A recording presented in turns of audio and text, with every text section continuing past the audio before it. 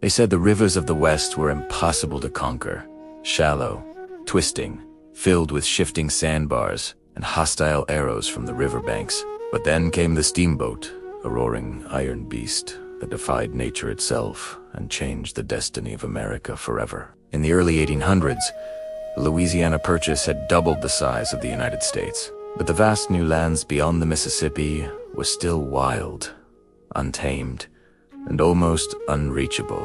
The forests were thick, the plains endless, and the rivers treacherous. Wagon trains moved too slowly. Horses tired and broke. Yet, there was one force powerful enough to break open the frontier steam. When Robert Fulton's steamboat Clermont first paddled up the Hudson River in 1807, it sparked more than just a technological revolution.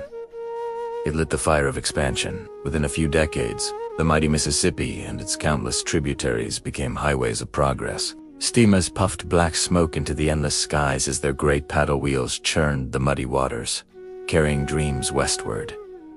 These weren't just ships, they brought soldiers to secure distant forts, settlers searching for land, and miners chasing gold. Farmers sent their crops downriver to markets, while merchants carried barrels of salt, whiskey, rifles, and fabric back upstream. The steamboat turned isolation into opportunity. But the journey wasn't easy.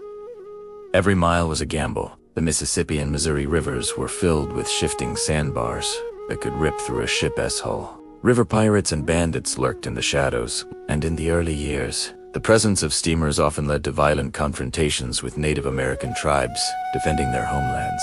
Yet, the captains pressed on, their crews guided by little more than courage, instinct, and the churning rhythm of the paddle wheel. The river towns that rose from the muddy banks, places like St. Louis, Memphis, and New Orleans, pulsed with energy. The whistle of a steamboat meant news, supplies, and sometimes even survival. These floating fortresses became the heartbeat of Western expansion, binding together a continent that once seemed endless. By mid-century, the steamboat had not only conquered the rivers, but it also conquered the imagination. It symbolized power, progress, and the unstoppable march of the American frontier. And though railroads would one day eclipse it, the steamboat had already done its work.